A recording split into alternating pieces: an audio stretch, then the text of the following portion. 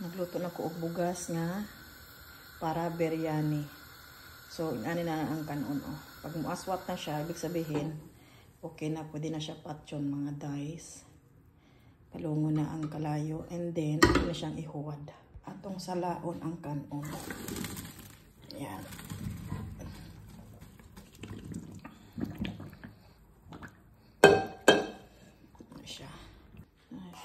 Tapos, tuwa na lang dahil butangan o kanon. Tangan to bugas na dire. Ay. Ano man. Tapos atong ibutang atong kamatis.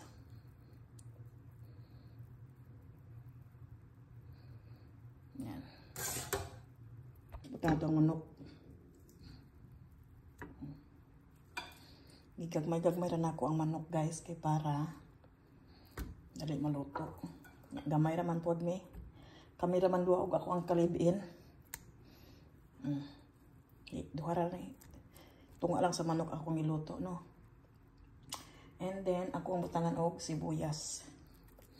Kana siya sibuyas nga nasunog. Dapat giprito man tanan ko ni. Tungan pa na to. Limpyo ni kong kamot ha. Kuning gugasan. Gapon. Ayan. Na siya. Tapos ibutang na po na ako ang kanon. Sapawa na po na ako kanon. Balik.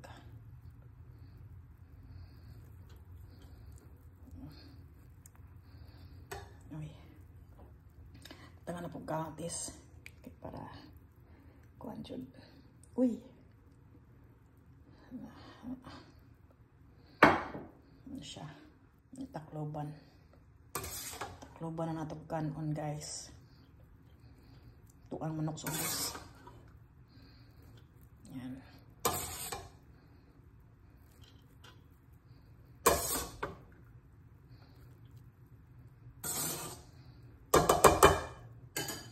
Ano siya? Ito na yung huwad ka nan. Para sa ato ang final touch.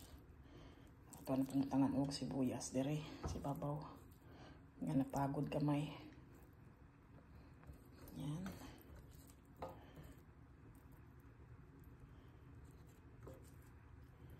Siya. Kunya, ato ang takloban.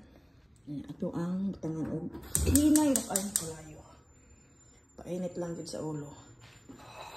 Tama na siya. Okay na beshi. Ato na siyang hinalutoon sa hinay nga kalayo. And then, maghugas na tayo ang mga bulingon. Kaya daghan kayo kalat. Bye!